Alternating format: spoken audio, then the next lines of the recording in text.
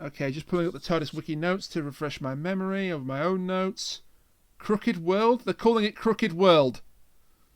Crooked World? Okay, that's it. The podcast is officially cancelled.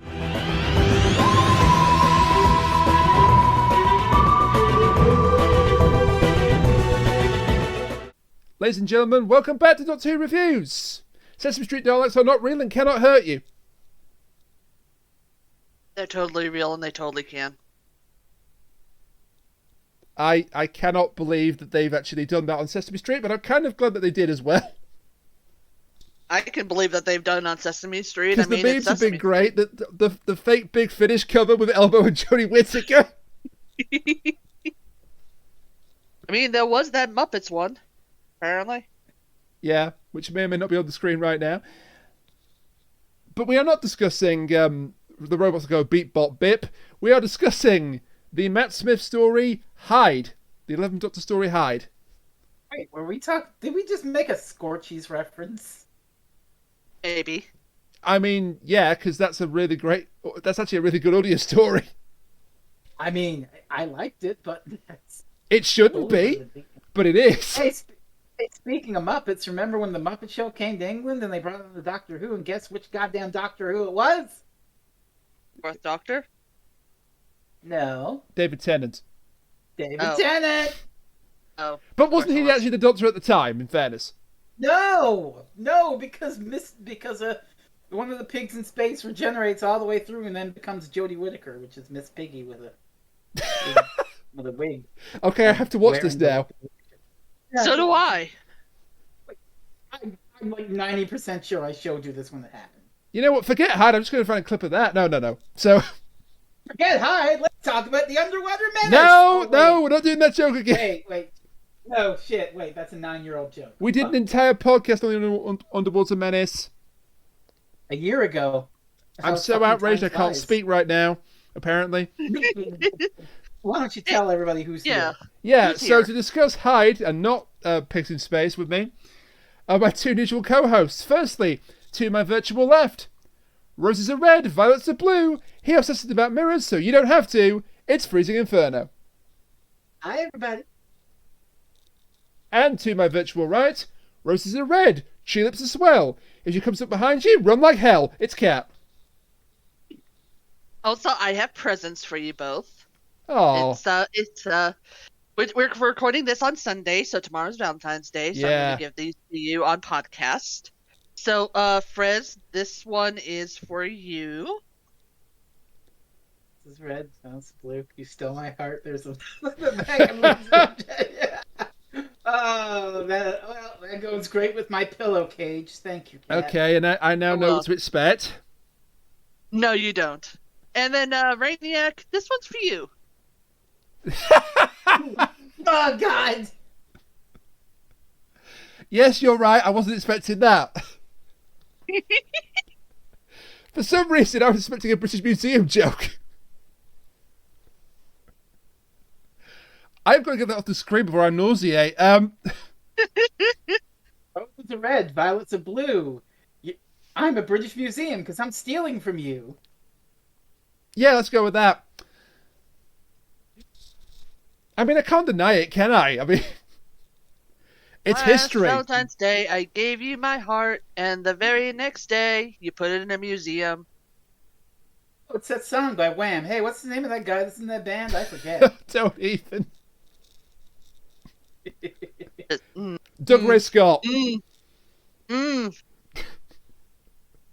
you'll find his name was Doug Ray Scott. So, So, Hyde. Hyde. It's another season 7B story. now it says 7B. I keep thinking of season 6B again. No. Yeah, What you is mean the this big second thing? half of series 7. You're right. Yeah. The 11 Clara hat, which you gave me Clara for Valentine's Day. You're too kind. I mean, that wasn't the main reason I picked this, but I'm glad I picked this because of a particular scene involving Clara. And also, Clara is, funny enough, the reason for the plot happening in the first place. I am so glad that of all the stories to pick, Brainiac, you picked Village of the Angels. What? Two. Holy shit! What? There's Oh my! a man Yes, I who did. was wearing glasses with a psychic woman trying to get her to, do psychic shit. Remember And then 2013 there's when the that show was good? And there's there's that a shot of the pocket dimension and everything. Yeah, the pocket dimension, and Yeah. there's cliffside. And Do you remember space. 2013 when the show was good? I sure do. That's blown my mind. Yeah, it's This is just really Village of the weird, Angels, just- but told in a slightly different way. and And good. better. Oh, come on. Village was good. Village was good. Village was great. Village was good, but it was still tainted by Chibnall. All right, but if you take it on its standalone, Village is great. Yes. I can get behind that. And then the next 2 episodes kind of ruined it, but But it's also completely unoriginal now. Kind of is an understatement, but shall we get into High? yeah. So we start with the professor from A dark and stormy night! we start with the professor from Village of the Angels and a psychic woman, as Kat just said. No, but this is Alec Palmer is the professor, and his assistant is Emma Grayling, and these are Doug Ray Scott and Jessica Raine. Now, at the time, Doug Ray Scott was actually quite a big name, being a guest star in Doctor Who. He'd been in Mission Impossible. Some consider the best Mission Impossible, the second one. The one with the Limp Bizkit soundtrack. I know, it surprised me too. Is it bad that I've never actually seen any of the Mission Impossibles? I mean, they're fun. First one is fun enough for me. The first one's really good. The second one is really good too. 3 is kind of for me, but Philip Seymour Hoffman's in it. I can't remember much about 4. He was a class act all the way through.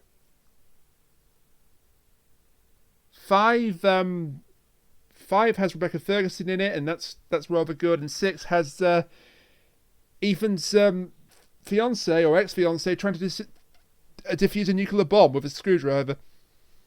Which one has Henry Cavill with a mustache? That's 6. That's 6. That's Fallout. That's the reason for the shitty fucking CGI hack job that Whedon had to do for his. Oh, even better. Because of the editing, at some point, his pocket square magically appears in his pocket again. Don't worry, folks. At some point, this will become a Doctor Who podcast again. Come on. Dude, Okay, going on a wild tangent is what we fine. do here.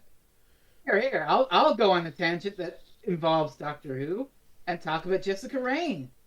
Because Yes, the same let's talk year about her. Hyde aired, Jessica Raine starred in An Adventure in Space and Time. Yes, the she did. This documentary about the creation of Doctor Who, and she had many scenes playing Verity Lambert, playing off of the character who's a real person, the director Waris Hussein, who was played by, interestingly, Sacha Dhawan. Yep. Every So main you got person two in that film, every main person in that in Adventure in Time and Space or Space and Time went on to be in Doctor Who. That is legitimately interesting. David Bradley was the first Doctor in Twice Upon a Time. Jessica Raine's in this. Sacha Dhawan's the Master, and before it came out, what's his name? Brian Cox, not the astrologer but the actor, was the voice of the Ood leader in End of Time. Interesting. So he hasn't made a physical appearance yet, Okay. and probably won't wow. now. But But yeah, we got Palmer and Emma are in this spooky haunted house, and they've got all this. They got all this equipment. It's the 70s, not the 60s like it was in Village of the Angels. But really, it's like only 5 years off from Angels. Was Angels 69? Nice. 74 was Kellerburn House, and we're meant to say nice, not you, but Well, you didn't, so I picked up the fucking slack now, didn't I? You didn't even give us time to say nice. no. So 69, nice. I made this joke last week, but okay, proprietor of the jazz club from the first show. So yeah, so there's all these little this tech. like oscillators and fucking wavy lines and analog signals and shit, and they're trying to talk to a ghost. Ooh. And they say straight away that Emma is psychic. They don't hide that at all. Like, it could be that that's a twist in the story, like, midway through it. No. They just put that out on the table right now. Emma's a psychic, and that will be important for later on. And they Very important, in fact. Yeah, but then they actually see the ghost as Emma calls out to it. And then there's ominous knocking at the door, and they open the door. And oh, it's Doctor Who! Who are you going to call? Ghostbusters. But they literally say they're Ghostbusters. Clara, don't say it! Don't say it! You're gonna get criticized by all the angry fanboys, and then you're gonna get retconned out of existence for the sake of nostalgia! No! Did you just make a Who you Paul gonna Feig call? joke? Not us. What? Did you just make a Paul Feig joke? I made a Paul Feig / Jason Reitman joke. Oh my god. Still a better love story than Afterlife. I mean, still a better story than Afterlife. Afterlife should not have been made. Well, obviously somebody didn't love the Ghostbusters when they made Afterlife, so still a better love story. I can't go into why that film is so bad, but that film is so bad. Look, I haven't seen it, but like, as a what's the word I'm looking for? On the conceptual level, it makes me not a happy camper. God damn it! I keep opening my Discord again. That Trump picture's there.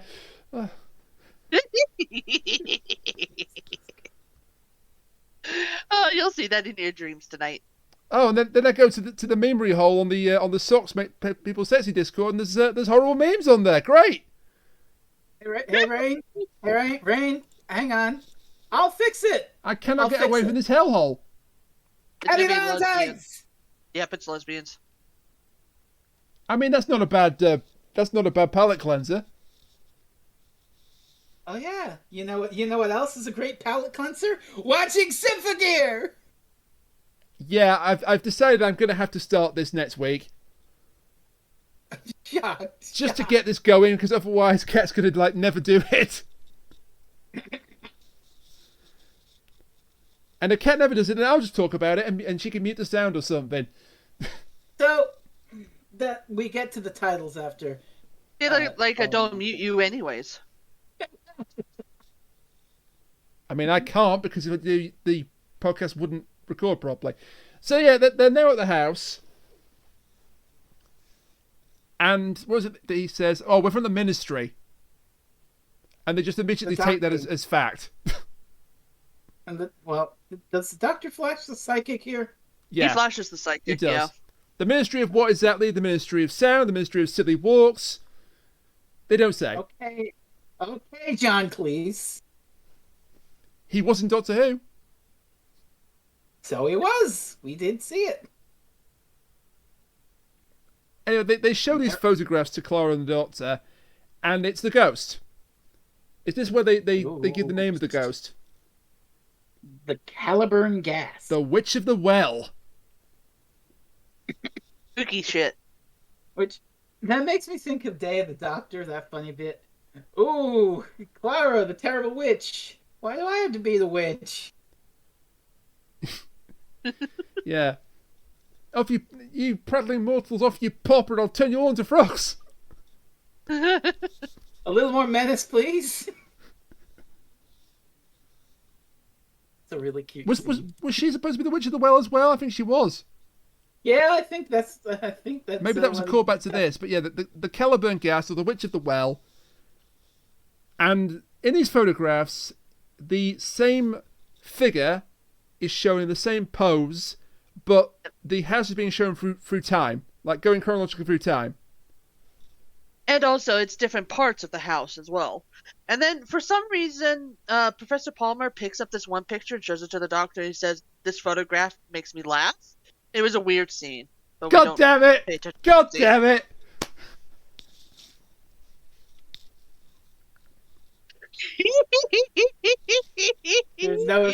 There's no escaping the memes, honestly. Whether it's this podcast or the memery hole on the Salt Space People Sexy Discord, I cannot escape the memes. Keeping the memes alive. And now you're marrying memes. Fuck. Hey, Rain, you know what else you can't escape? Oh, yeah. Well, why would I want to escape? Chris's best girl. We know this. Yeah, it's more lesbians. I was about to say, is she? Then I realised that scene from Series 3. Yes, she absolutely is. So, does anyone else get the feeling that Frez wants us to do something with Symphogear? Because I keep getting that feeling, but I'm not sure what it is. Yeah. I'm getting the strangest vibe here. It probably doesn't matter. Anyways, Ghost. Ghost. No, that's a film. That's a film starring Patrick Swayze for the 1990s.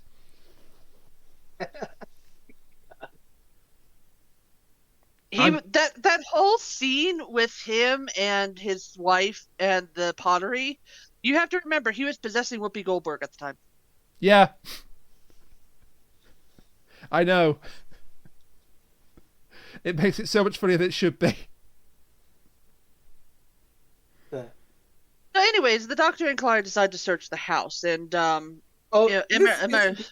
it's a great scene because it really is. He grabs like a candelabra, and he's like walking to the door, and he's like gesturing to Clara. Clara, I'm giving you a face, Clara. Come on, find the ghost. And of course, she's completely reluctant to. So she says to the Doctor, "Dare me to do it." I double dare you. No takesies, backsies. What is going on with these references today? Anyway, then Clara gets double dared, and she has to answer a quiz, and then Mark Summers dunks slime on her weight. No shit. What is with these references today? Talk about the episode, please. Slight segue.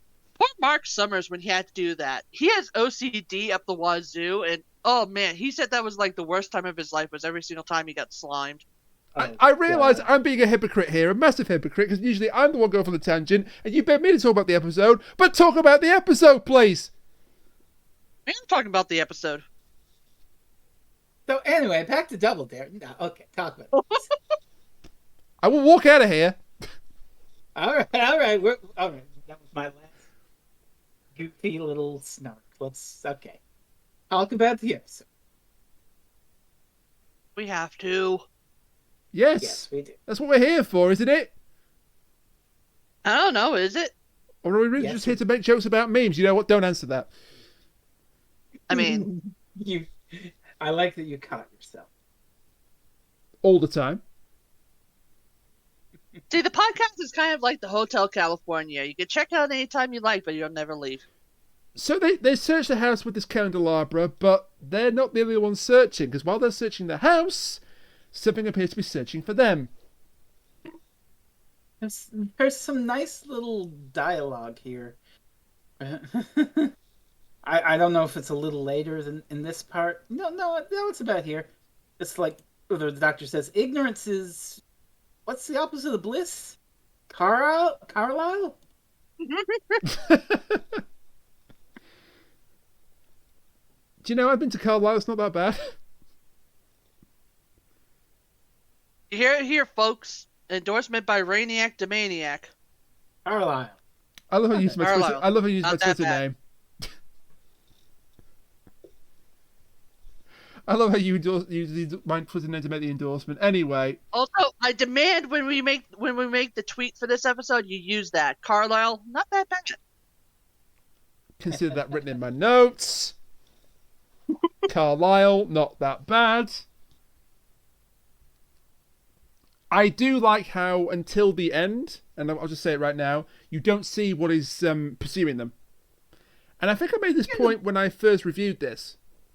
You get a flash of it in the one scene we're about to talk about. Yeah.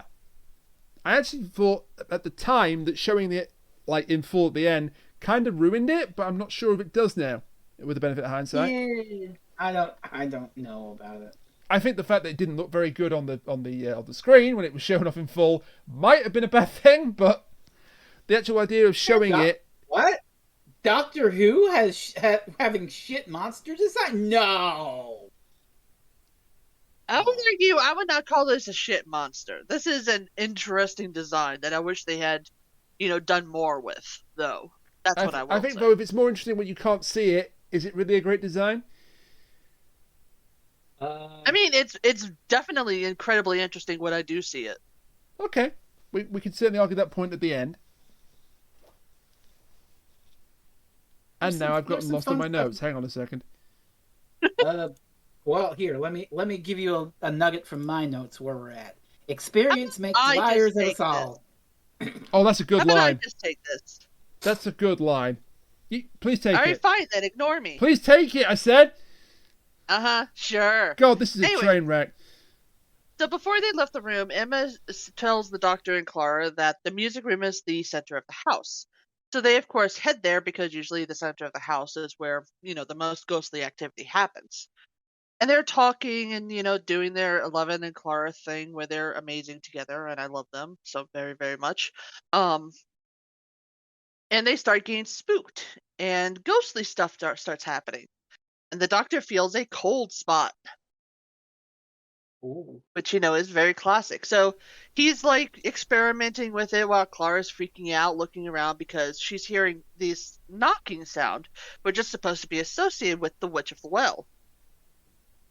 Okay. And so through, he's like going in and out of the cold spot, saying cold, hot, cold, hot. And through that, he takes out a piece of chalk, leans down, and draws a big circle around the area where the cold spot is. And is anybody else getting vibes of Samara from The Ring? Yes. Oh God. As soon as you I said haven't that, actually- yes, that's the first thing I I thought haven't of. actually seen The Ring. Well, fix that. Oh, We'll Tell me fix that- that. tell me that again on Halloween. So I don't know if that's the better one or the original Japanese film Ring, but I mean, I'd probably watch the original Japanese. It's good. Ringu. I would say watch the original one and then maybe watch the old American one and not the newer American one. Oh yeah. forgot there was a remake. I'm talking about the 2000s version. Oh Yeah. I figured that was the one you meant. And don't watch the sequel. That one's just bad. But yeah, tell me this shit in October so I can make it content. I will do that. Yay, content that we don't make money for. I will do that. Small fit. What you mean content? Like what? Like this show, which we make, unlike this show, which we make boatloads of ad revenue on? Or your streams, which you make $0 on? Yeah. Hey, I made $100 off that stream. I meant Frezno, but never mind. Oh, okay. Oh. Well, never mind. Shit, I didn't. Wait, you made $100 off a stream? Yeah. Damn, nice. All of you suck it. I'm officially better than all of you. So what you're saying is you've sold out. Yes.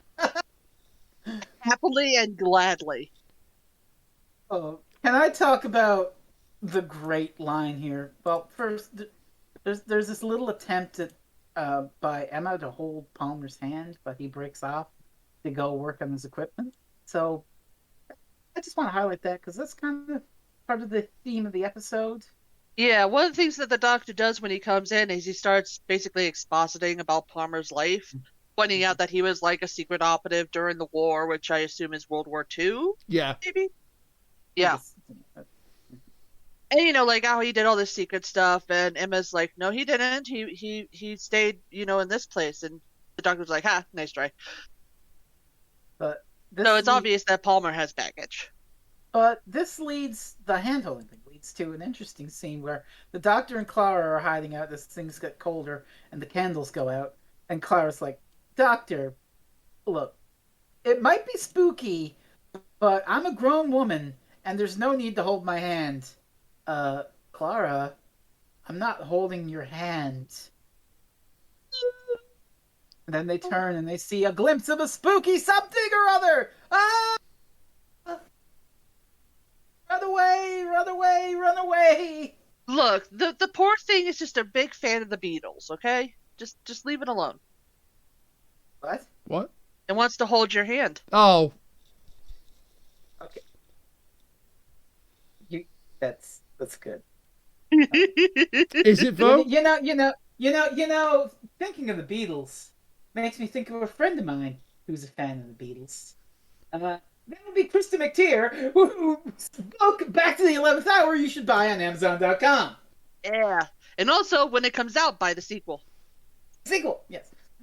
But while I'm blabbing and getting enthusiastic, Clara and the Doctor run away, and then in the main room where all the electronic equipment is, something or other appears, and it's just slightly reflective enough that I'm just gonna go, Doctor Who, Mirror Alert? No. I would say no, just because it's not an actual mirror. It doesn't actually reflect anything but light.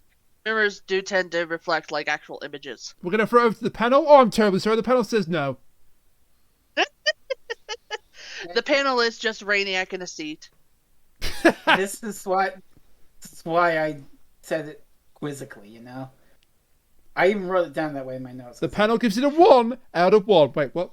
Don't worry. You're not getting away from the mirror alerts this episode. Oh, I know. If you veto this one. There's a more obvious one coming. That's why I'm saying no to this one. First shouts out mirror. Survey says. I wouldn't deprive you of all your fun. I wouldn't be that cruel then on Valentine's Day. I absolutely would be, but I'm not going to do that. I think it's like the Steve Harvey this podcast. Mirror, huh? What? Oh my God! Naked grandma, naked who? And then that's the top answer. Oh God! We don't get the Family Feud. We don't get Family Feud over here. We have Family Fortunes, but the Family Feud clips just crack me up when I see them on Facebook and that. Okay, but poor Steve, he's just so done with everything. But Family Fortunes gave us the fucking turkey clip. It's yeah, true. That's amazing.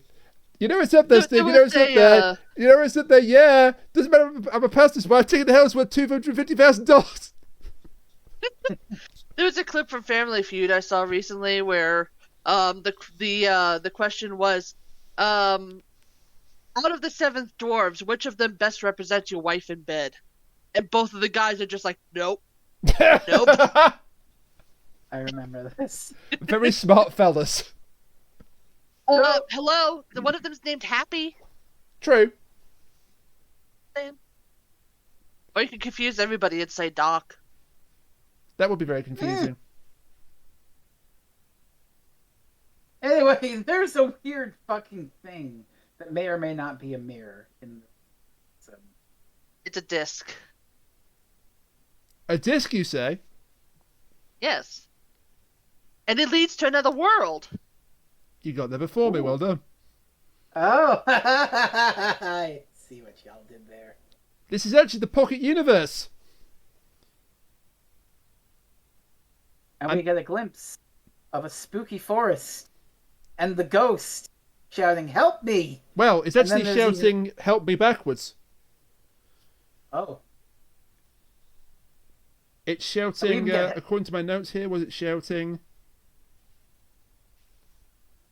I mean, at one point, the ghost also clearly shouts, "Help me," because I could hear her say, "Help me." Yeah, it's shouting M-play, which is "Help me" backwards. And then "Help me" appears on the wall and then sort of vanishes like a cold snap. We could have definitely done this for Halloween as well as Valentine's. Yeah, but, I mean... It is a love story. The Valentine's thing. And not a ghost story, as the episode helpfully tells you at the end. Well, yeah. Yeah, I mean, it's like it's the theme of the story. I'm going to have words to say about that when we get there, but... Is this when the Doctor goes inside the Pocket Universe? I think it is. No, it's not. This is when the Doctor goes back to the TARDIS while borrowing the Professor's camera. Oh, I love this scene. He's got an idea. I love this scene because... Wait. First, there's a different scene. It's the Doctor and Palmer in the... what the fuck do you call it? The room where you... Oh, the dark room? The dark room. Yeah, dark room. My brain farted out because, analog cameras haven't been a thing. So you don't know what a dark room is. You don't know that George Michael was the lead singer of Wham. I knew it. I just had a brief fucking... I couldn't tell the word for it. Sure. Sure, So the Jim. Doctor and Palmer are developing the film, and obviously, there's a bunch of ghostly stuff that's happening, and they got pictures. And while they're doing this, the Doctor is talking to Palmer about his life. Like why did he do certain things, and why is he, in the middle of nowhere in a house that he apparently now owns. Which that was a really funny scene we didn't talk about. Oh, Good yeah. Clara line. So It's a very good Palmer moment. good. You mean it's a Clara moment then? Yes. It was a Clara moment back when the professor revealed that he was the owner of the house. Yes. Yeah, but So all you saw Clara the moments haunted are house. good, is what I'm trying to say. So you saw a haunted house, a spooky haunted house, and you said, yes, I'd like to buy that with my money. Okay, Luigi. No, Luigi won it. Oh, yeah, that's right. He won it in a contest he didn't enter. Yes. So what connects this Professor and Luigi? Answer, they're both dumbasses. And then the professor brings out a vacuum cleaner and uses that to defeat the ghost. No. I don't think they would have basically included that reference. No. They're basically talking about how, the professor used to be a CIA, or not CIA, but like a spy during the war. And Oh, what the hell's it First, called? do you have the exact transcription of this? Because it's such a good scene. I can have it for you in a moment. He'll be back in a jiffy. Back in a jiffy. Because they discuss, like death and why, a man who was confronted with so much death decides to chase after ghosts. Oh, here we go. I've got it. Okay. Go ahead. But how does a man like you, a war hero, end up here in a lonely old house looking for ghosts? And Palmer replies, because I killed, and I caused to have killed. I sent young men and women to their deaths, but here I am, still alive. And it does tend to haunt you, living after so much of the other thing. It sounds to me like he was a member of the Special Operations Executive, or SOE. Big. Either way, war fucking sucks. Yeah. Oh my God! Wasn't it implied that the guy from Village also did some work in World War II? Oh fucking hell! Jericho? Oh my God! Really? Wasn't it? I mean, it would have made sense. I don't remember. I don't know. Because that's why you've done You're trying to make me remember the Chibnall era. That's why Flux. Well, the good episode of Flux. You know what the worst part is? I think he did genuinely have something to do with the war. Yeah, because by the time that the Doctor met him in 1968 or whatever it was, he'd not been doing anything for 20 years of his life. Hey, you know how when we talked about Village, we said, "Oh wow, Chibnall actually remembered how the Angels worked in the Moffat era with all that weird alchemical shit instead of just the typical RTD era shit." It turns out that episode remembered the Moffat era in more ways than one because it was ripping off Hyde. Yeah. And it was still good, but if you're going to steal from the best. Yeah. Not that Hyde's the best, but you know what I mean. Well, I mean, that mentality led Chibnall to go, David Tennant was the best Doctor, so... Yeah, all right. But anyway, while this is happening, Clara and Emma are talking, and she's basically like, so are you and Professor Palmer a thing? And of course Emma's like, no. And even Clara's like, he's definitely wanting to make it a thing, but something's holding you guys back. It's a little obvious. Is it that he likes her but she doesn't like him, or other way around? Oh no, they both like each other. It's just he's so haunted by his past that he doesn't want to do anything with her. Right. So he's holding back because of it. Yes. Makes sense. There's some interesting poignant talk about ghosts and love at the same time happening here. I wonder if those two are related to what the story is trying to tell. Who knows? I mean, I've already told you that it is, but... Yeah, but I'm being snarky. Anyway, now we should talk. Oh, but before we say that, Emma has a line about the Doctor where she's like, "You shouldn't trust him, Clara, because there's a sliver of ice in his heart." Oh. Which one? Ooh. Yeah. Which one? The left or the But right? now- Choose, Emma, choose.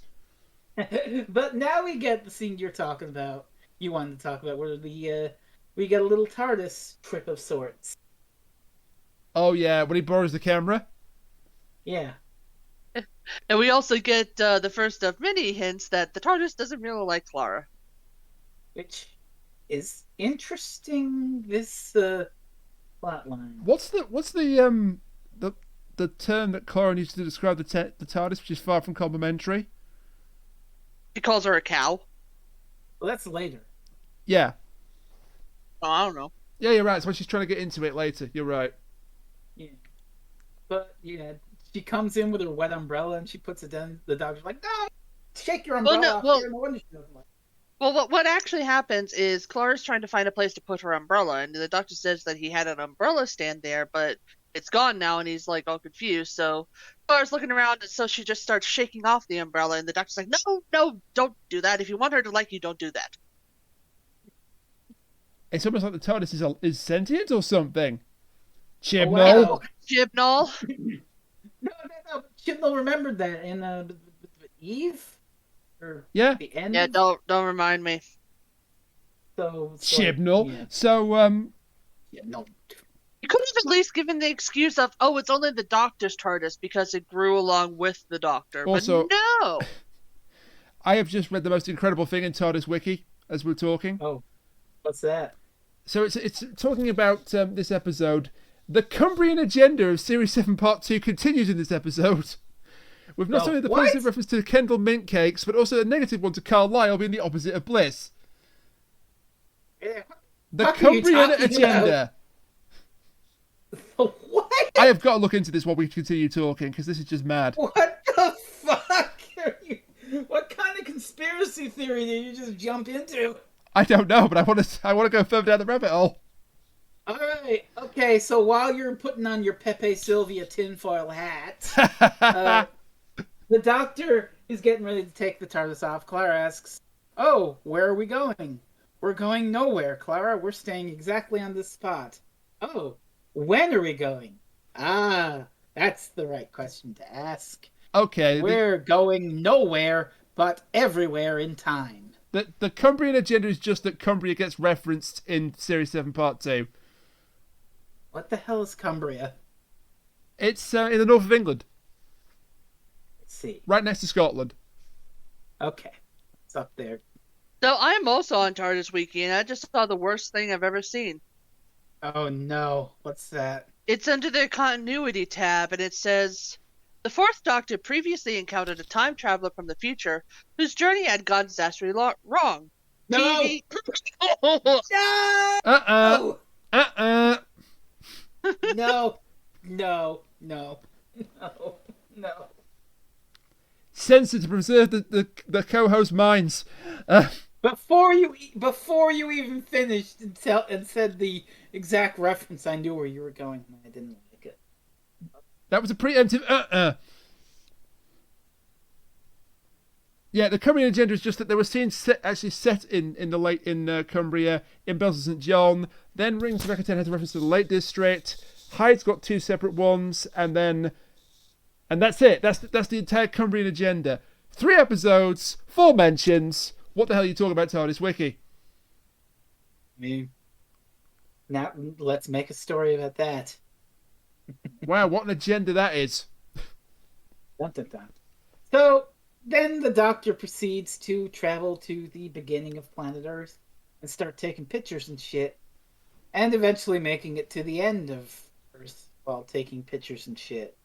And it's while the Doctor is out in the spacesuit taking pictures of the end of planet Earth that Clara suddenly gets a little disturbed. Yeah. Hey guys, do you remember 2020 and Orphan 55 when the show was good? Don't you... Wait. See, this scene is great, and you just ruined it for all time for me.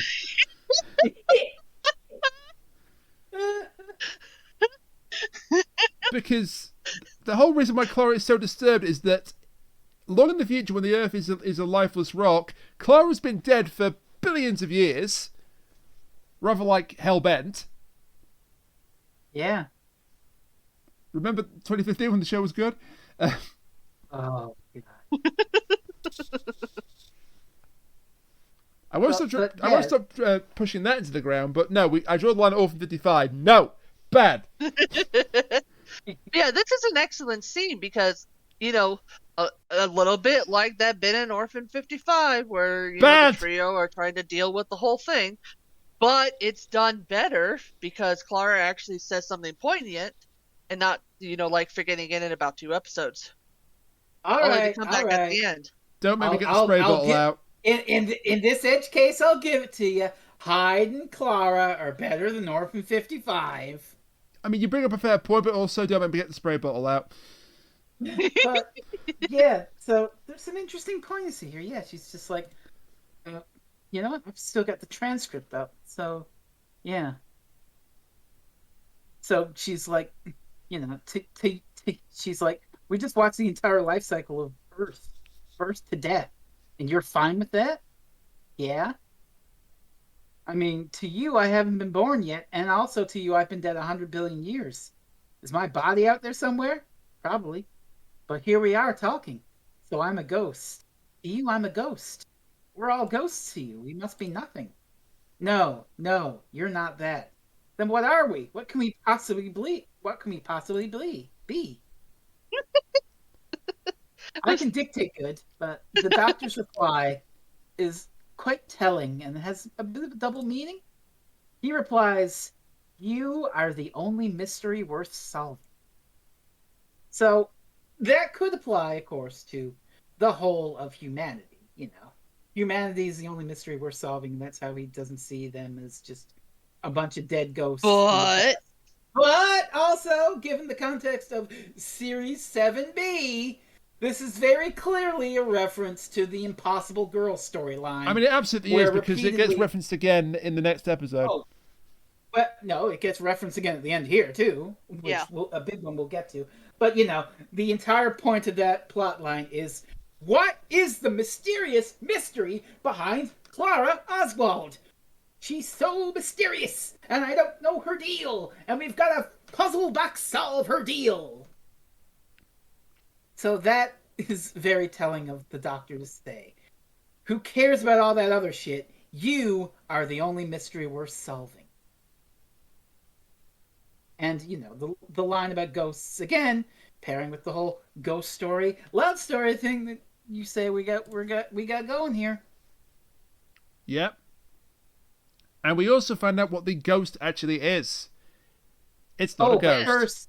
But first, I jumped ahead a little in the transcript, and this is a key line of the episode, sort of like the summation of it, if you will. They get back, and Emma asks Clara what's wrong because she's psychic. She can clearly tell stressed, even just looking at her, but probably sensing it as well. And she's like, "What's wrong? I just saw something I wish I hadn't. What did you see? That everything ends." And Emma says, "No, not everything. Not love. Not always." Aww. Uh-huh. So, that's something. Which is a very nice, lovely little thing to hear. But also, my cynical heart says, yes, love absolutely does end. I'm sorry, but it does. Wow, happy Valentine's Day, everyone. Happy sad. Oh, God. Happy sad, which is a contradiction in terms. No. Are you using that for an acronym? Yeah, I said this last week. You pay attention to these damn shows. Listen. I was out of town and avoiding an ice storm. Okay, well, Charlie Brown, let me explain it to you. SAD, Singleton Awareness Day. Yeah. That's why I was Wait. Singleton Awareness Day? Yeah, a singleton. Singles Awareness Day. Well, that works too. Interchangeable word. Don't rob something from a country or something. You obviously can't speak English. But I'm using the... Move on. So, the Doctor develops the film and he puts up this big, slideshow, and he uses it to show that for pretty much the entire lifetime of Earth, this one person who is the ghost has been essentially running around trying to escape from something and at the speed of begging for sound. help. anyways, her name is actually Hylia Tekorin? Hyla Takorian. Korean. Yes, Hyla and she's a Takorian, time yes. traveler. And she's also a time traveler. And it turns out that she actually got stuck in a pocket dimension while she was trying to try to travel back in time. Unfortunately, the pocket universe is in process of collapsing, and there's something chasing after her. Which they go to the next slides, and they see that there's this big Alec-looking thing chasing her. Yeah, she's a time traveler. She's got places to go. Got to follow her rainbow. Damn it. I can tell you from the sound that Kat doesn't know what I'm talking about. But you know what? Let's keep it that way till the end of the podcast. I know you know what I'm talking about. It's a fucking Sonic the Hedgehog reference. Do you think it's a bit contrived? No, you don't understand, Rainiac. Because this entire time that we've been doing the podcast, I was also eating chili dogs. They're a real And thing. I know for a fact you were not here when I said that to Frez. They're a real thing. I can back her up. I swear to God, this is not a bit. She told me she was cooking chili dogs before you. Seriously, I'm not being duped here. You're not being. No, this is not a bit. I can show you a picture of the leftovers. No, I'll take your word for it, but shut the front door. It took me a second. I was like, that sounds familiar. Oh my fucking God, how does he know? I mean, I was referring to Sonic Adventure 2, but it works. That's incredible. Wow, we've been doing this for too long. I know, right? It's like I've now been secondly tuned to what you're doing. That's kind of scary, actually. A little bit, yeah. Also, they were delicious. I'm glad to hear it. Nice. I had buttered crumpets. They were also delicious. Nice. I love crumpets. I'm going to have a double cheeseburger with poutine after this podcast ends, for the record. You dirty bastard. I have never been more in shock about somebody having a poutine before. Here is my face. How shocked I am. Okay, you didn't do a thing, but I don't know if you do a thing in editing, but I imagine the shock Pikachu. He links it in the chat as I said. We are tuned. Oh no. I mean, that's actually a note for me for post-production editing, but yeah. So I'm going to go on a tangent here, as we're known to do. So I have my friend Chris, and you all know Chris. She was on the podcast for Stones of Blood and everything. Chris and I have known each other for maybe 15 plus years now. It has gone to the point where we assume that we are just the same person, just from different sides of the country.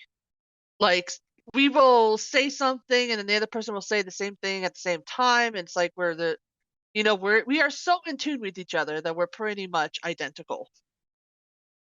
We have a term for that given to us by another friend who, I don't know why he picked this term, but he did. Frez, oh no. Would you like to know what that term is? Please enlighten me. So, Frez Rainiac, because we now know each other so well, welcome to the pod of dolphins. God damn. I thought you were going to say mirrors. Shit. Yes! Nope. It's dolphins. Yes! Oh no! I've been bamboozled! I love it!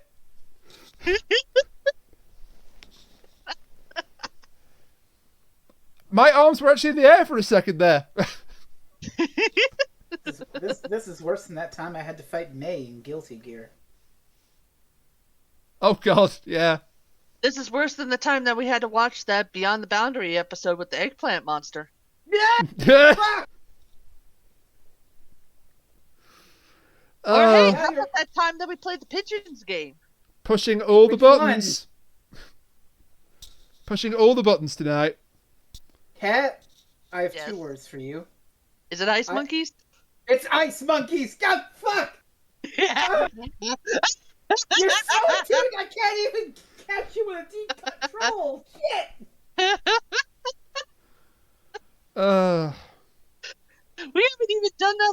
understand immediately. I knew exactly what you were going to say. I have 2 words for you too, Frezno. Oh, God. Wally Warbles. What? Oh, come on, Cuphead.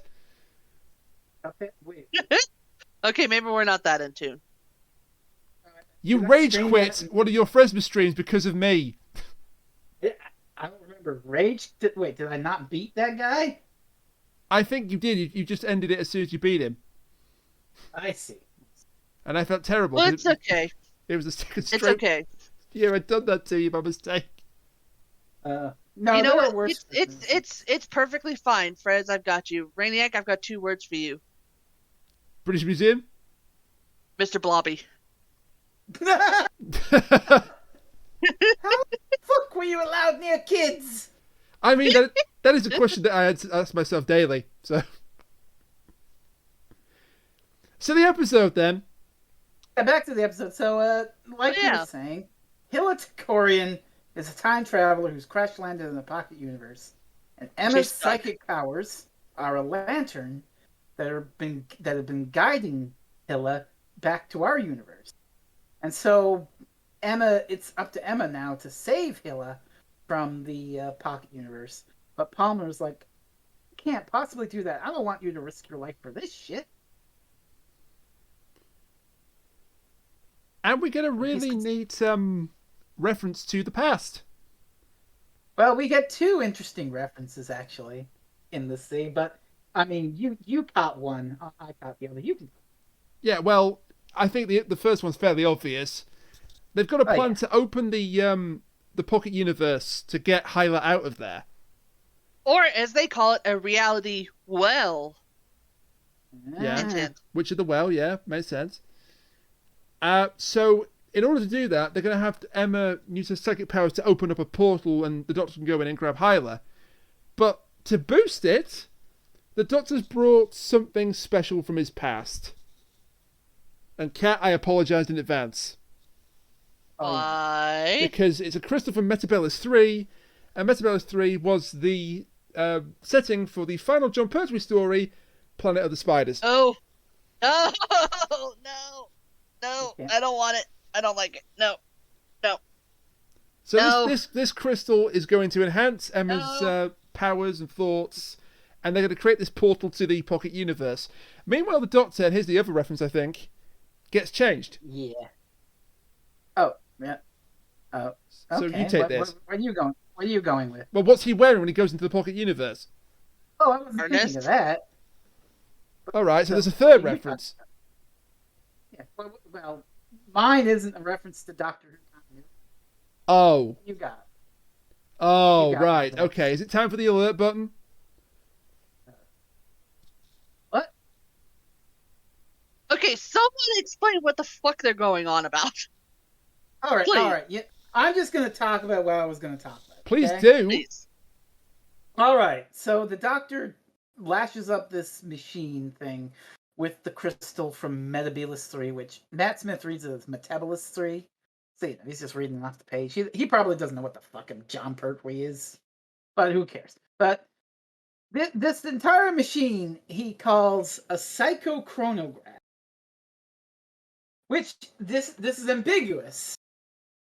But I've spoken in the past of Elizabeth Standifer, creator of the TARDIS Eruditorum blog series talking about the show.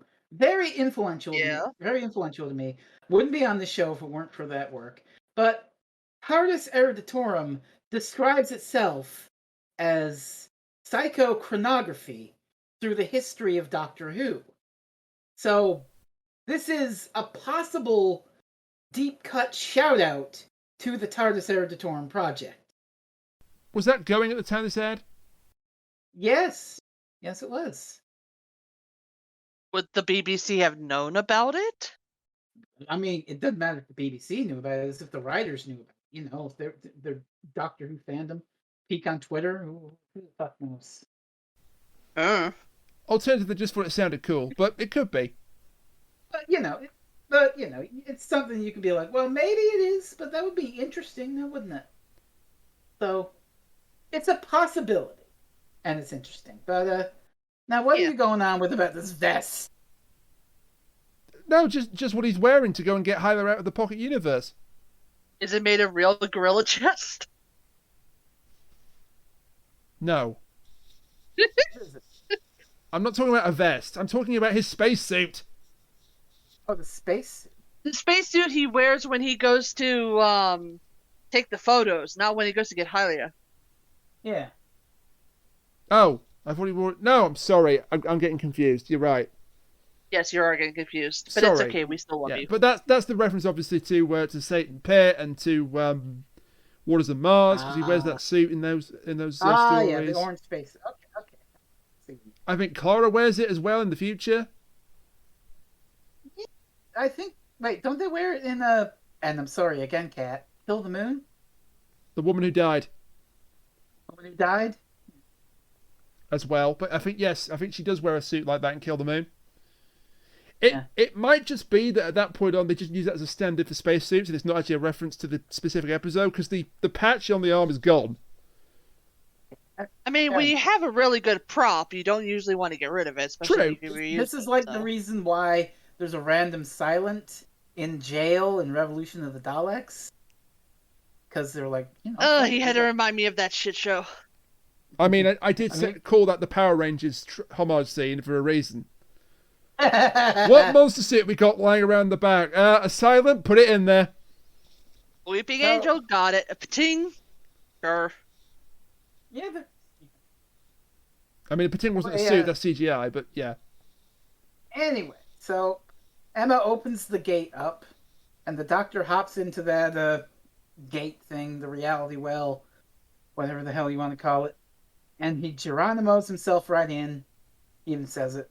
And then he's in the woods, and we get that shot of the woods with the boundary, and the boundary is just blank space.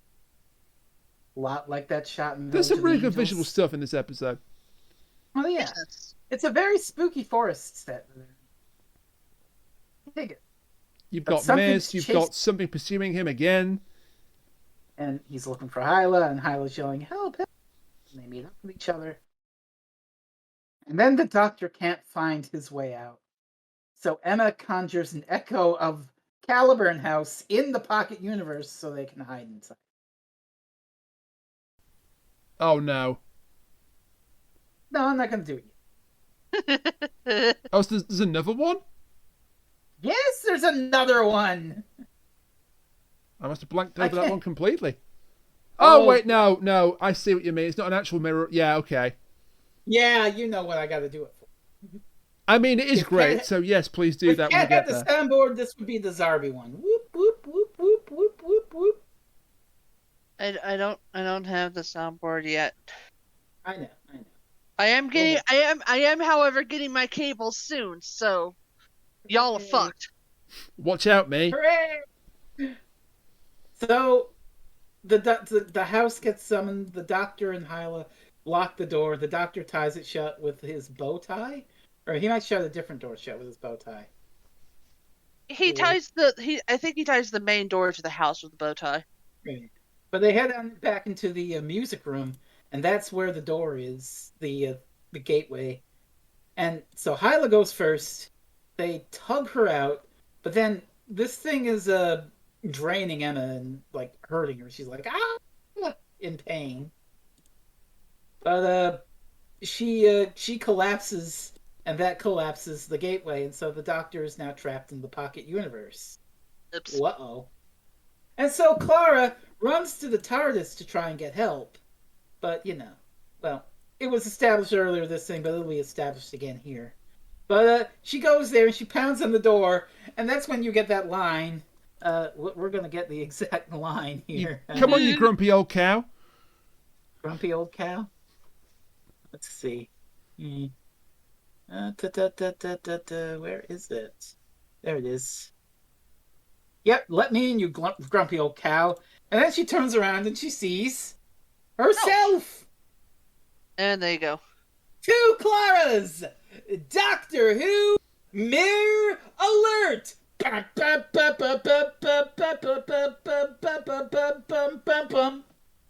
Radiac, make sure to not put in the actual clip. Just make him do the voice the entire time. I'll see. Of I'll see how generous I'm feeling on that day. Yeah, this is a holographic Clara, and it's really funny. It's like the TARDIS is projecting it, and so the other Clara is like, "I am the TARDIS voice visual interface. I am programmed to select the image of a person you esteem. Of several billion such images in my databanks, this one best meets the criteria." Oh, you really are a cow. It's so good. So the TARDIS is implying that Clara is a big head. Well, yes, that is the joke, Brainiac. Thank I you, know. honey. Egotistical bossy control freak. That's Clara for you. Egomaniac, needy game player. Yeah. It's so good.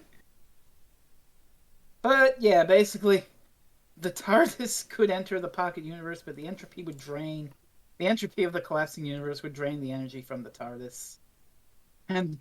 But Clara's like, you know what? Fuck it. Let's go anyway. And they do. I still am not sure how she manages to convince the TARDIS, but all I can assume is that the TARDIS was like, wait, I would lose the Doctor then. Shit. Hey, it's almost like that would be a love story. I do love the argument between TARDIS Clara and the actual Clara. And this is where I point out that this was actually the first full story that Jenna Coleman filmed as Clara. Oh, interesting. This was the first in the recording And she got block. to do it twice. So sometimes, there are instances where the companion actress or actor isn't quite fully in tune with the character yet, because they show that episode later on in the series. It's quite jarring. Yeah. Didn't really get that here. No, this is Clara. This is just Clara. This is Clara. This is further cementing, Clara was always there. It was just kind of that impossible girl thing that obfuscated what Gianna Coleman was doing. I think the best And example... it really took until Series 8 to make you go, oh, shit, she's good. I think the best example was Series 10 with Pearl Mackey's character of Bill and her portrayal in in Empress of Mars. That was either the second or third story that she filmed as Bill, and that's why her characteristics aren't really in that story. Explains a lot. She hadn't really got to grips with the character yet. She would as time went on. My God, would she? But not that. Not at that point. Not getting that vibe from Jenna here. Yeah. So, what about the Doctor in the meantime? He's running for his life. Story of his life, really. Yep. Absolutely. Finally ran out of corridor. There's a life summed up. Oh, rain quoting Heaven Sent again. I mean, it's very good. Remember 2015 when the show was amazing? Yeah. It's really good. It's not as good as Hellbent, but still pretty good. Well, I think we referenced that as well. Would you two stop? They're both really, really good. They are both really, and I'm not even going to preface it with, but Heaven Sent is better. They're both really, really good. They're both really, really good. But I am going to preface it with Hellbent's better. I'm not, because I'm choosing to be the bigger man here. I can't take either of you anywhere. I mean, I am the bigger man by default anyway, because I'm 6'5", but... Yeah, I mean, you got... On purely on an anatomical level, I'm the bigger man. But you know what I mean. Yeah. I can't take Frez anywhere because he's constantly going to throw stuff in your face. I can't take Brainiac anywhere because he's constantly going to steal stuff from the British Museum. For God's sakes! Oh God. Is my country ever allowed to forget its evils? No, is the correct answer. No. But... No is definitely the correct answer. Never forget your evils. Learn from them instead. Mood. Talk about the Doctor in the Pocket Universe. Yeah, yes, so look. he's running from the creature, which we still haven't seen yet. And this is not quite where he gets the revelation about what's really going on with the creature, is it? That's later on. That's Later on. So we have a chase scene of a sort. It's basically just Matt Smith running through a haunted forest. Really nice forest. And then he hears the TARDIS. Well, I will point out one line that he says to the monster of the story. Why am I still here? Why don't you just eat me? Come on. Because you still need me. You need me to piggyback you across. To which I say, come on, big boy, chase me. So. Oh, I thought you were going to say the "I am afraid" line. Oh, it's a good line. It is, Which but is also that happened before, it's didn't really it? good. Yeah, it happens just before. The trailers made it sound like this was going to be another spooky story, but... And, to be fair, the episode mostly has been playing with it. But, I mean, the ghost isn't actually a ghost. It's just a time traveler. So... I mean, it's still utterly terrifying to be trapped in an alternate dimension with something chasing after you, and the whole place is dissolving around you. That's still spooky, Yeah. but luckily the TARDIS is here. I mean, Stephen King wrote a whole story about that exact same thing called The Langoliers. Yeah!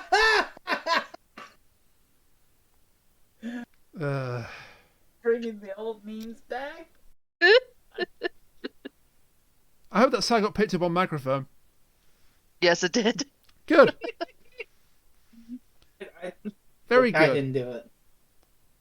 Anyway, upshot is that Clara arrives just in the nick of time in the TARDIS and saves the day. And I'm sure that TARDIS Wiki didn't nitpick at all about, but they said that the TARDIS would die of entropy. How could she go into the void without getting destroyed? Incredibly, no, it doesn't mention that at all. Interesting. Is this where he grabs onto the side of it? Yes. Which, I suppose because it's a short trip, it wouldn't do too much damage to him because it absolutely kills Captain Jack. In Utopia. To be fair, if we're going to mention that, she was literally trying to shake him off by going to the end of the goddamn universe. So it was prolonged fucking exposure, shall we say. Yeah, it absolutely destroyed him. And then he got better, Yeah. but... Whereas she probably knows it's the Doctor because that TARDIS is fucking sentient. And also, this isn't a trip in time, it's just through a pocket dimension. Yeah. It's a short journey back to where it should be. Yeah. The TARDIS is going to suffer for it. It knows it's going to suffer for it. But it's a short range. It's a short range journey. And so they make it back. Hyla's okay, and we get our resolution of sorts. I mean, you say Hyla's okay, but she's kind of stuck there now. Well, okay, but okay and alive. Yeah, alive. Yeah, okay, no, because she can't go back to her own time. Can't go back to her own time because they report her as dead. So it's like a fixed point. Yeah. So the people that she was with, they will never see her again. She'll never see them again. At the very least, she's with family. Yeah, because here's the big twist. The reason why Hyla kept latching onto the Professor and Emma, she is their... Well, specifically Emma. Yeah, specifically Emma. She is their great-great-great-great-granddaughter? Probably a few more greats, but you get the idea. She's their descendant. She's their descendant from the distant future. Yes. And this is where I have to make an apology for something I said 9 years ago. Oh. Because I completely got the wrong end of the stick. I thought that she was just their daughter. And I think I said, if she's their daughter, why is she of that particular skin tone? Oh my god! But I didn't realise she was a far descendant, so I apologise for that. Yes. I mean, even this is not to rib on you. This is genuinely me just saying a fact and not trying to make you feel worse or anything like that. So don't feel worse. Even if she was born to those two, there is still the chance that she could have differently colored skin depending on who their grandparents were or their parents were. I know, because recessive and dominant genes. Yes, exactly. But I'm just saying, much like we said, you got to own up to your evils and do better than it. I'm trying to do better. I know. I'm sorry for that rather me ignorant comment, also even though it was entirely done with no bad intentions in mind. This is just me mentioning it so that people in the comments can't come in and be like, well, he's wrong anyways because of genetics. In other words, people in the comments, you don't get to cancel me. I've just cancelled myself. I got there first. Suck it, people in the comments. Jane, I'd like to congratulate you for having more self-awareness than a fan of... You mean all of them? Yes. Yeah. That's exactly what he means. Yes. Because the minute that you declare that you're a fan of I immediately So lost all yeah, respect for she you. is their future descendant. I guess she's going to help them with the experiment from now on And well, because she can't do much else. I would like to say some more things about this that are interesting. Please do. Well, this and another scene that actually happens before it. So Palmer's so at this revelation, Palmer's like, but what about the paradoxes? The doctor says, oh, there was all some biolars. That's why the psychic was powerful. Blood calling to blood out of time. Not everything ends. Not love. Not always. And when Palmer asks, what about Emma and I, Doctor? What's supposed to happen? What do we do now? Hold hands. That's what you're meant to do. Keep doing that. Never and don't let go. That's the secret.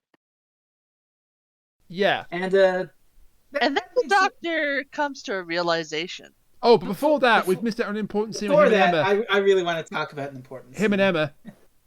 Him and Emma. Because the doctor didn't come here for fun. Wait, when does this happen? This happens slightly before what we were This happens talking before Hyla is revealed as their daughter. Like, The descendant. I've done it again. Descendant. Rain jumped ahead a little, but I wanted to bring it up beforehand. But okay, yes. Pump yes, the brakes! So, the doctor wants a word with Emma. And Emma's like, you didn't come here for the ghost, did you? No, you came here for me. Why? To ask you something. Then ask away. Clara, what is she? And Emma's just like, she's a girl. What kind of girl? A perfectly ordinary girl. Pretty, clever, more scared than she lets on. That's it? Why? Isn't that enough? Like, can we just appreciate in the moment? I don't know if we really appreciated it back in 2013. This is basically them saying what the Impossible Girl arc is going to turn out as. To our faces. Yeah. What is the mysterious deal with Clara? She is just a regular, ordinary girl. You didn't... It's like, that's what makes her so special. You didn't realise that at the time, though. No, we didn't, but it just fucking says it. Clara's extraordinary because she's ordinary. Yes. This is how you put seeds into a story, Chibnall. This is how you do it. This isn't even a seed. This is just showing the goddamn flower and saying, "Hey, look at this flower." No. See, it's still a seed because you don't realize what it is at the time. However, once you've seen the end of it and you go back, you realize, oh, of course. This is the magician turning his palm towards you and saying, "Was that your card?" Yeah. Huh? It's clever as shit, really. I mean, like, holy fuck! They just fucking said it.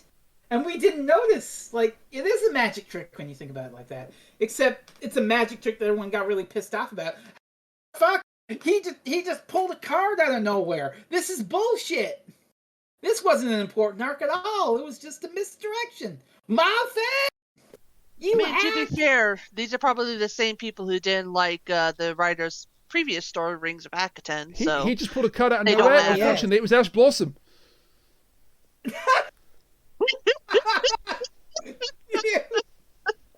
I can't believe you went there. I saw that Columbo meme. Oh my god. Yeah, I linked you that one, didn't I? One more thing. It's glorious. There is one more thing I can try, Ash Blossom. So, going forward and back to what we were talking about, timey-wimey thing, when the doctor says that hold hands realization, keep doing that and don't let go, that's the secret, he comes to a realization of his own. There's another monster. One that was holding Clara's hand before. So if there are two monsters, then what's going on with the monster in the pocket dimension? There were actually two monsters and they were in love! Aww. This isn't a ghost story. It's a love story. He also has this great line where he says every lonely monster needs a companion, and all I can think of is he probably means himself. It's like, oh! He absolutely does mean himself. How are you this good, Matt Smith? The doctor refers to as the lonely god or the lonely monster on more than one occasion. The doctor even does say it isn't a ghost story, it's a love story. That's actual dialogue. Yeah, that's what I was Nice. referring to. And anyway, yeah. So And he gets I love how he turns to Emma and says, "I need one teeny tiny little favor," and then it cuts immediately to. Because we should mention that this is quite painful for her to do. Yeah. Emma, yeah, it And is. so we end on him back in the pocket universe saying, "Oh, I'm sorry. I understand. I can take you to your girl. I can take you to her and take you to a safe place."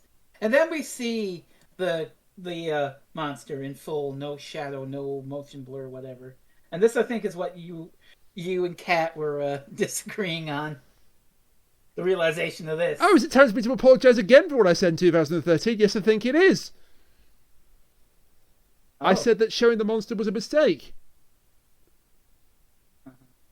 at the end, and I don't think I was right. I think you were right either, but that's okay. I mean, within the context of the story, I think what they should have done was they should have had the doctor turn around and like have a shadow looming over him, and he smiles, and they should have ended it there. The reason I say that I'm glad that they showed the monster is just because of the design of it. This feels like a Silent Hill type monster. Oh, it's hideous. And you know, how appropriate that it's in this like fog covered forest. It is just amazing. Yeah, it's like some gnarly sort of half melted. It's like if you took something that was halfway on its way to becoming the Thing and then painted it gray. It's like got a human like face, but the face is melting. Oh, I wish they would use this costume for something else because it's so cool. Maybe they could have put it in the jail scene in Revolution.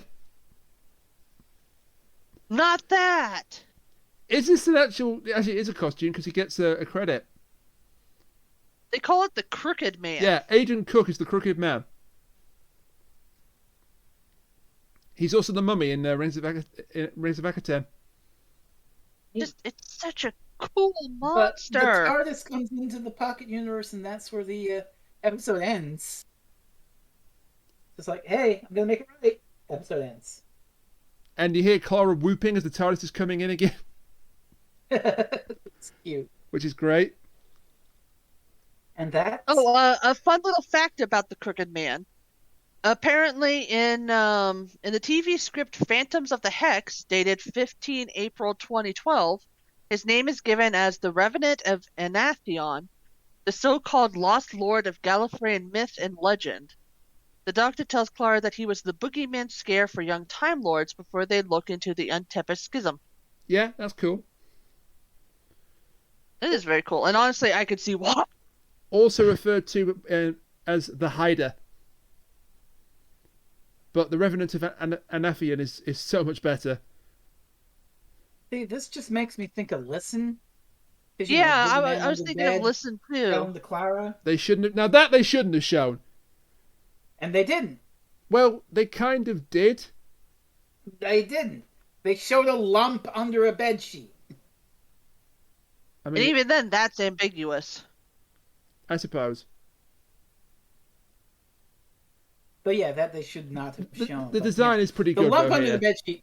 The lump under the bedsheet was ambiguous enough in Listen. But yeah, I will accept that the design of the monster itself here looks great. Yes. By which I mean it looks absolutely hideous. As it should, because it's a crooked man. It like I said, this honestly feels very Silent Hill, just because fog, weirdly shaped monster, terror, and ghosts and stuff. I really like it. I've just realised that this and Listen actually have some similarities to it, but so that was Hyde. that's why. I picked it. Right. I'd like to go last for that reason.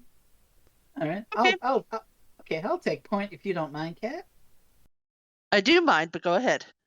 Well, you can go first then. No, you go first. Well, if you want, you can go first. No, you should go first.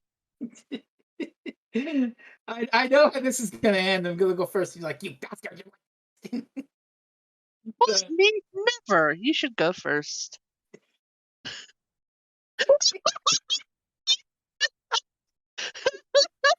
I love him in the chat. Somebody should go first, for fuck's sake. Oh, beautiful. All right. Take point. No, go ahead. I like that. I like that swerve. A ghost story that becomes a love story. It's really quite interesting. I like Eleven and Clara together. Big surprise. Clara is my favorite companion in all of Doctor Who. And she, even though I prefer the Capaldi episodes, I like her with Matt Smith. Matt Smith is a fun doctor. There's some good spooky moments. There's some good intrigue. And there's a real cool core theme there about holding hands and not letting go. And there's lots of fun, interesting subversion here. It's a ghost story that becomes a love story. It's all about, assuming thing and then realizing a thing, which definitely ties into what Clara's stuff is going to do in this season, because they're assuming Clara's a mystery, but she's not a mystery. Extraordinary because she's ordinary, etc., etc., etc. And, it's really good. I would honestly rate Rings Akaten higher for ranking the duology of Neil Cross stories in Doctor Who, but it's a good one. This is a good one. And, oh yeah, I was about to look at the poll, but then I remembered they don't rank. Wait, do they rank? Yes, they do rank Matt Smith stories. Let's find out where Hyde is on the big poll. Keeping in mind that Cross's Rings of Akaten is like in the bottom 10. Hyde is 119th place. That Stories that are above better. Rings? Is that above? Yeah, it's well above Rings. It's more in the middle. It is apparently a worse story than anything here that's the God Complex. It's one above that, or one below that, rather. Seeing anything that's really objectionable around it, to go, what the fuck? Why is it worse than that? But yeah. I guess they thought of it as middle of the road because they didn't have to feel too much. Whatever. But I enjoyed rewatching Hyde for this podcast. So, here for that. Yeah, here we go. In my opinion, Hyde is definitely the way that you do a continuing arc. And this is one of those things that Moffat was, really good at. I don't want to say pretty good. He was really good at it. And it's definitely one of those, that sort of hindsight thing where you look back and you realize you didn't know how good you had it. So it's just, this is how you do it. You have a really good episode, and then you have little sprinklings of the story that you're trying to tell in it. But they don't, distract you from the episode or take you away from it or anything like that. So if I wanted to accurately be able to describe this, you would have to take out the bits that are the overarching story, in my opinion. Just because if you're able to do that and still have a really good story, or at least a decent story, then you have a winner on your hands. And Hyde, in my opinion, is able to do that. It has a good hook, it has good ideas to it. The reason that they're there is kind of tied into the arc, but you could easily hand wave that away. And it's like, I like the characters, I like the love story. In my opinion, the thing with the monsters being in love is a little bit weird. But you know what? It fits with the theme of the story, so I'm fine with it. I wish they had done more with the costumes, especially the monster itself. Seeing the whole world of the forest is really cool. The idea of Emma and what she's able to do. Honestly, this is just a really good story, and I'm kind of sad that people don't seem to appreciate it as much as they should. Brainiac. But thankfully, some are learning. So 10 out of 10, 5 out of 7. I'd watch it again. I feel attacked. Good thing. Oh, you're fine. Well, don't worry. No one is going to beat you up more than you are in your segment.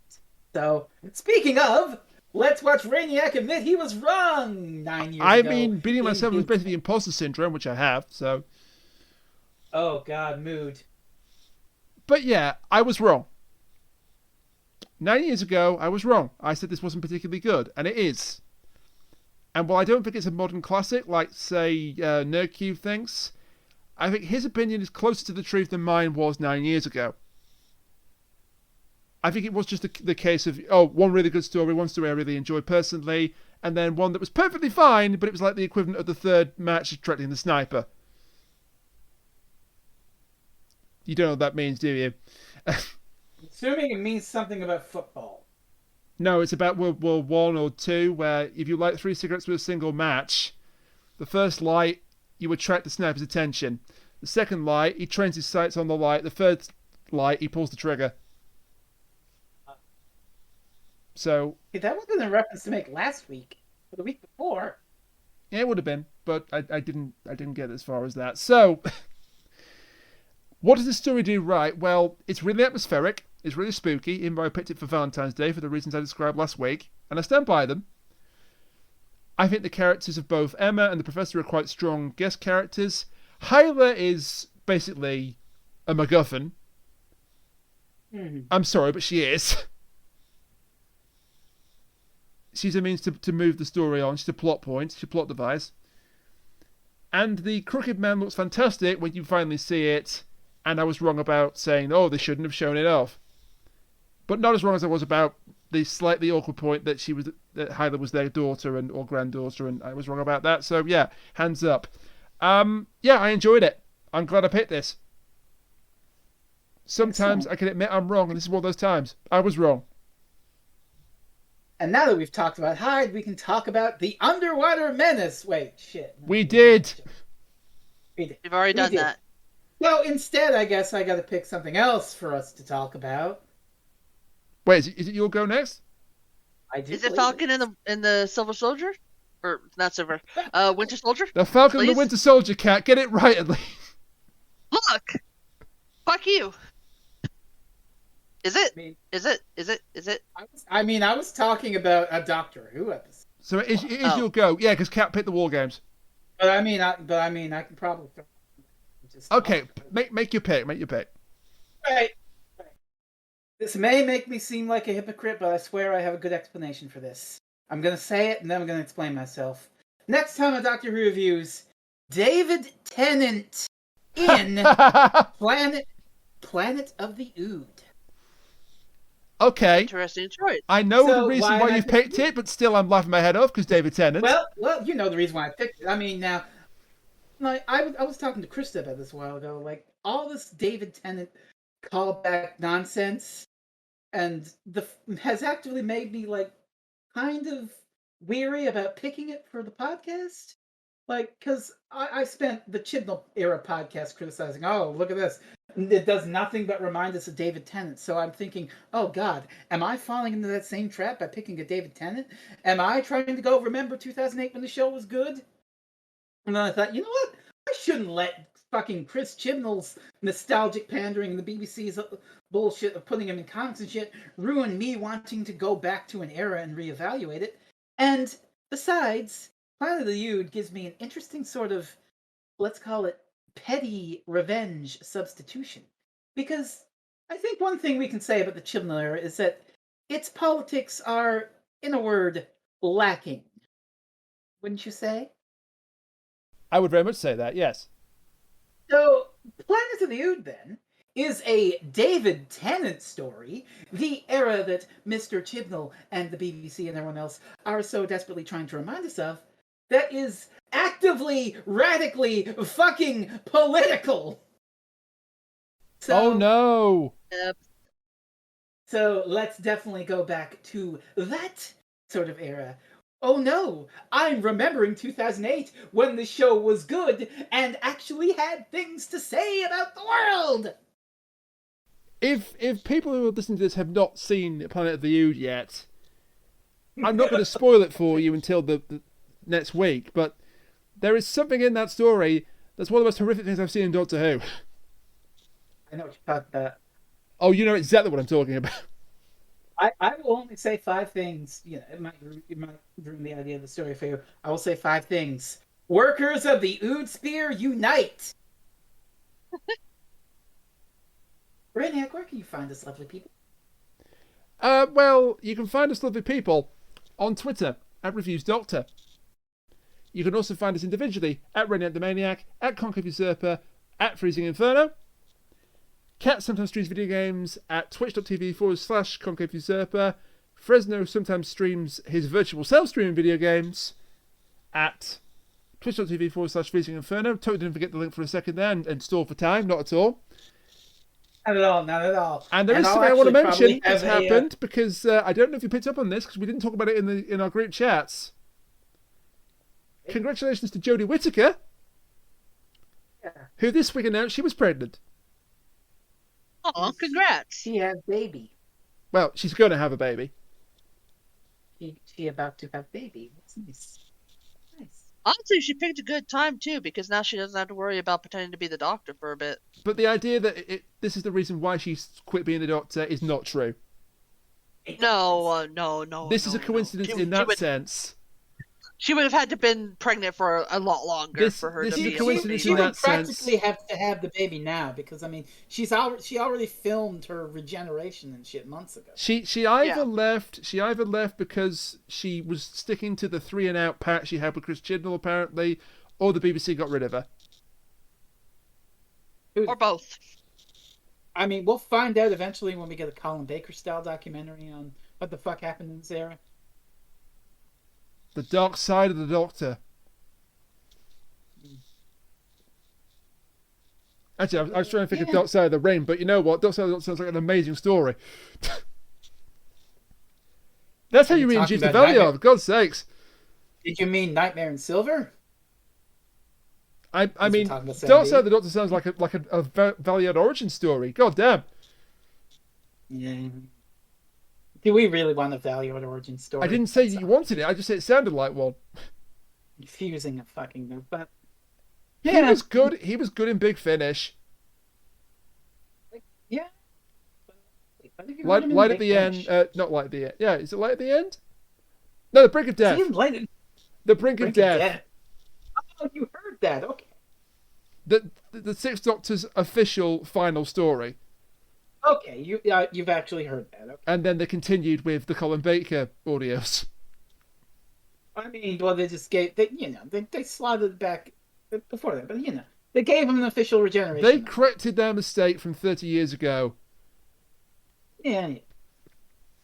I listened to it on the Grand Bank trip. It was fun. The regeneration doesn't quite make me cry, but it's very emotional. Yeah. And then some genius actually gave that an on-screen version, and it's brilliant. Nice. I don't think I've referenced it before, but I'll reference it again because it's fantastic. Yeah.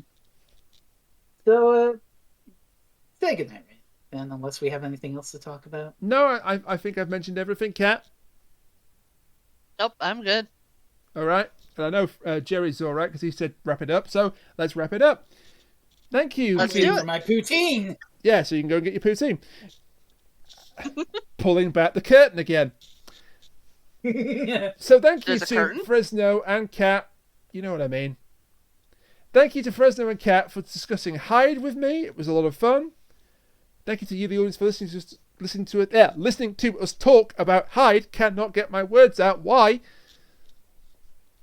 Listening to us talk about Hyde. We hope you enjoyed it. And join us next time for when the show was good.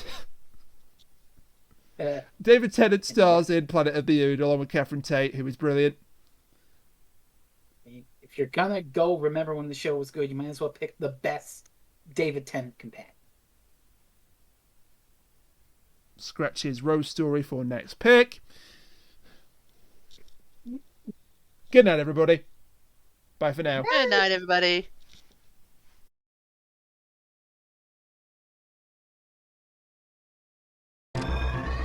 Doctor Who Mirror Alert.